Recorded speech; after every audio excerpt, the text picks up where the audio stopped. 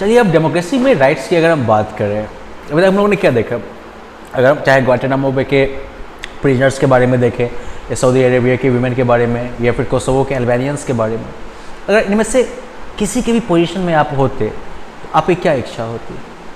अगर आप कर सकते, आप क्या ऐसा कर सकते थे कि इस तरह की चीज़ किसी और के साथ ना हो?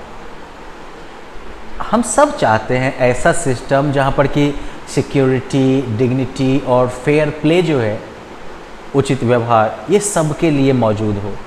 साथ साथ आप ये चाह सकते हैं कि कोई भी जो है बिना प्रॉपर रीज़न और इन्फॉर्मेशन के अरेस्ट ना हो। अगर कोई अरेस्ट होता है तो उसके पास जो है पूरा मौका रहना चाहिए अपनी सुरक्षा करने का। सुरक्षा का मतलब अपने आप को निर्दोष साबित करने का। आप ये भी एग्री करिएगा कि इस तरह के एश्योरेंसेज जो हैं वो सभी केसेस में अप्लाई नहीं हो सकते हैं, राइट। रीजनेबल हमें होना पड़ेगा, राइट, कि हम क्या एक्सपेक्ट करते हैं और सब लोग क्या एक्सपेक्ट करते हैं, सब लोग क्या डिमांड करते हैं, हमें थोड़ा रीजनेबल तो होना पड़ेगा, राइट।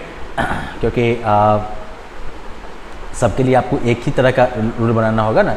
लेकिन साथ साथ आप ये भी इंसिस्ट कर सकते हैं कि ये एश्योरेंसेज जो हैं कि हाँ सबके साथ बराबरी का व्यवहार होगा, सबको सिक्योरिटी मिलेगी। तो ऐसा आप ये भी चाहेंगे कि ये एश्योरेंस जो है वो सिर्फ कागज़ पर ना रह जाए, कि कोई जो है वो ऐसा होना चाहिए जो कि इन एश्योरेंसेज को, इन भरोसे को जो है लागू कर सके, इन वादों को लागू कर सके। या फिर जो लोग इस तरह के एश्योरेंसेज को वायलेट करते हैं, जो कि इस तरह के हमारे हक को जो है ब्रेक करते हैं, उन्हें दंड मिले।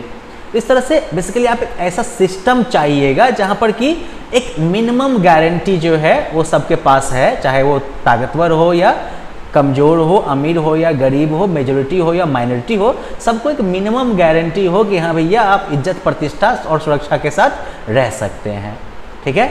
और यही भावना जो है, यही भावना जो है, इसी के बल पर हम लोग जो है, इसी के आधार पर हम लोग जो है अधिकार की बात करते हैं, राइट्स की बात करते हैं।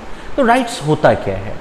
तो राइट्स बेसिकली हो गया claims of a person over other fellow beings, over a society and over the government. Right मतलब क्या हो गया कि किसी आदमी का दूसरे आदमियों के ऊपर, अपने समाज के ऊपर और सरकार के ऊपर जो हक है वो उसका अधिकार हो गया, ठीक है। हम में से जितने भी लोग हैं सब happily, right, we want to live happily, हम खुशी के साथ जीना चाहते हैं, बिना डर के जीना चाहते हैं, और साथ ही साथ जो है हम बिना जो है किसी डिग्रेडेड ट्रीटमेंट के हम लोग जीना चाहते हैं, है ना। बेकार वाला ट्रीटमेंट जो है, बुरा व्यवहार, बदसलूकी, उसके बगैर हम जीना चाहते हैं। और इसके लिए जो है हम एक्सपेक्ट करते हैं कि दूसरे लोग जो हैं वो इस तरीके से बिहेव करेंगे जो कि ना तो हमें नुकसान पहुंचाए ना हमें चोट पहुंचाए। इक्वली हमारे जो एक्शंस हैं वो भी ऐसे होने चाहिए कि जो किसी और को हार्म या हर्ट ना पहुंचाए। तो इसलिए राइट जो है वो तब संभव है जब आप ऐसा क्लेम बनाते हैं, जब आप ऐसा क्लेम करते हैं, ऐसी चीज़ मांगते हैं जो कि दूसरों के लिए भी बराबर पॉसिबल हो, ठीक है। अगर आप ये बोलिएगा कि जहाँ तक मेरी नज़र जाए वो ज़मीन मेरी, तो सोच लीजिए, अगर आप चाहते हैं कि ये आपका हक होना चाहिए, तो अगर यही चीज़, यही पावर अगर सबको दे दिया गया तब तो क्या होगा? डेली खून ही बहेगा ना, क्योंकि जिधर आप देख रहे हैं कोई और भी देख लेगा तो वो उसकी भी हो गई, आपकी भी हो गई, अब फरिया लीजिएगा आप। तो इसलिए ऐसा क्लेम नहीं करना चाहिए, ये आपका अधिकार नहीं हो सकता है। राइट तभी संभव होगा जब आपका क्लेम जो है वो संभव हो दूसरों के लिए भी, मतलब दूसरे के पास भी अगर वो राइट हो तो ऐसा भी संभव हो सके। आप ऐसा राइट नहीं ले सकते हैं जिससे कि दूसरे को नुकसान पहुंचता हो। आप जो है ऐसा राइट नहीं ले सकते हैं जो कि आप जो है ऐसा गेम, आप जो है ऐसे गेम खेलने का अधिकार नहीं है कि पड़ोसी की खिड़की तोड़ दीजिए आप, है ना। जो सर्ब्स जो यूगोस्लाविया में थे वो ये क्लेम नहीं कर सकते थे कि पूरी कंट्री उन्हीं की है, क्योंकि अगर ऐसा होता है तो अल्बानियंस किधर जाएंगे। ऐसा क्लेम जो है, हमें ऐसा क्लेम करना चाहिए जो रीजनेबल हो, ठीक है, वो ऐसा हो ताकि वो जो है दूसरों के लिए भी बराबरी के साथ अवेलेबल हो सके। और इस तरह से जो है राइट जो है वो दूसरों के राइट के प्रति रेस्पेक्ट के ऑब्लिगेशन के साथ ही आता है। मतलब कि अगर आपको हक चाहिए तो दूसरों के हक को रेस्पेक्ट करने की आपकी बाध्यता भी है। दूसरों के राइट्स को रेस्पेक्ट नहीं करिएगा तो आपका कोई राइट नहीं होगा। अब just because we claim something it does not become our right. आप कोई चीज़ डिमांड करते हैं ये आपका राइट नहीं हो जाएगा। अब इसको जो है सोसाइटी के द्वारा जो है रिकॉग्नाइज करने की जरूरत होगी, ठीक है। और राइट्स का मतलब तभी बनता है जब सोसाइटी उसको जो है सोसाइटी उसको मान ले, ठीक है। हर एक सोसाइटी जो है वो सर्टेन रूल्स बनाती है हमारे कंडक्ट के लिए, है ना। वो हमें बताते हैं क्या सही है क्या गलत है। अब जो सोसाइटी के द्वारा रिकॉग्नाइज किया जाता है, जो चीज़ सोसाइटी समाज मानता है सही तौर पर कि हाँ ये सही है, तो वो आपके अधिकारों का बेसिस बन गया, है ना। और यही वजह है कि जो नोशन ऑफ राइट्स जो है वो समय के हिसाब से बदलता रहता है और समाज के बीच में बदलता रहता है। अब ऐसे देखिए पहले के टाइम में क्या था, संपत्ति पर सिर्फ पुरुषों का अधिकार था। अब बाद में चर्चा जब महिला सशक्तिकरण की बात आई, महिलाओं के बराबरी के अधिकार की बात आई, तो बात हुई कि महिलाओं को संपत्ति में आधा दर्जा मिलना चाहिए, हो गया, कानून बन गया। तो राइट चेंज हो रहा है ना इसी तरीके से। या फिर मान लीजिए कि पहले आपके पास राइट था that you can marry whenever you want, लेकिन बाद में जो है सोसाइटी में इस चीज़ को फील किया गया कि इसकी वजह से बहुत सारा जो है बहुत सारी गलतियाँ होती हैं, बहुत सारा जो है अनफेयर प्रैक्टिस होता है, जैसे बाल विवाह वगैरह तरह की प्रैक्टिसेस थी। क्या हुआ बाद में, कानून बनाया गया ना प्रोग्रेसिव तरीके से। 200 साल पहले अगर कोई ये बोलता है कि महिलाओं के पास वोट देने का अधिकार होना चाहिए तो लोगों को अजीब लगता है, लेकिन दूसरी तरफ अब जब किसी जगह पर महिलाओं को वोट देने का अधिकार नहीं होता है तो वो अजीब लगता है।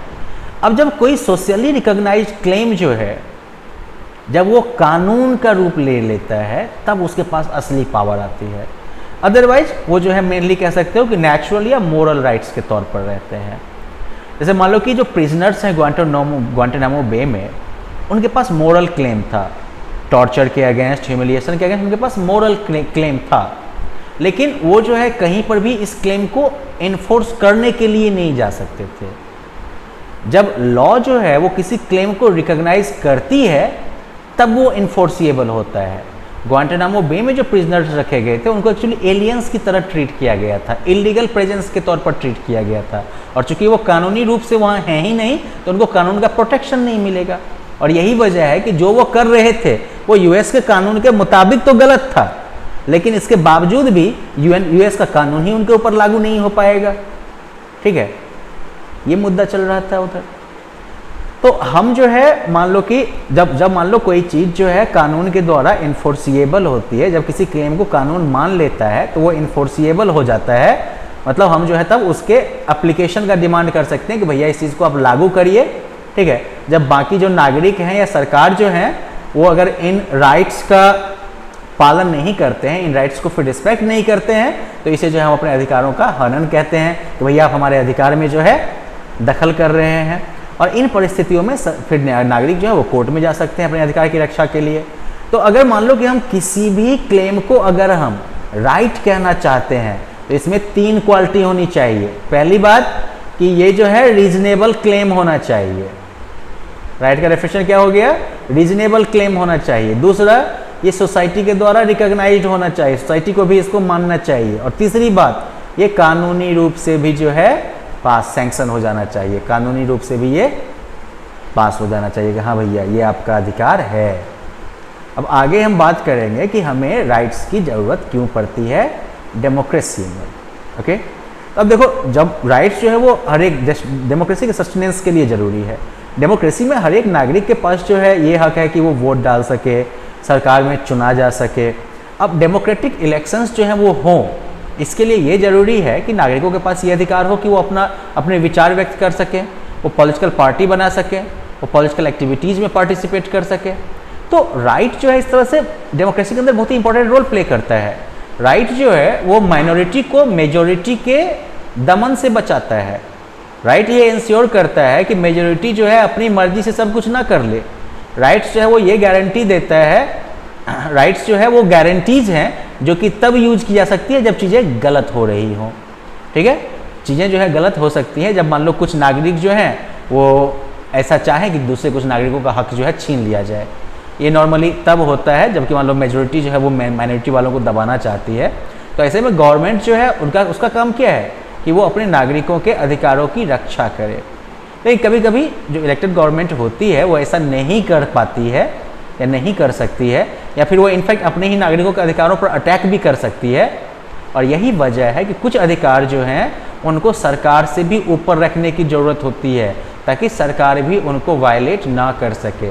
और ज़्यादातर डेमोक्रेसीज में ये जो बेसिक राइट्स ऑफ सिटीजन्स हैं वो संविधान के अंदर ही लिखे होते हैं कि इन राइट्स को सरकार भी छूछाप ना कर सकती है। ठीक है, तो well that was about the rights. अब आगे हम लोग जो है इंडियन कॉन्स्टिट्यूशन के अंदर दिए गए राइट्स के बारे में बात करेंगे। तो मिलते हैं फिर अगले सेशन में, बाय बाय।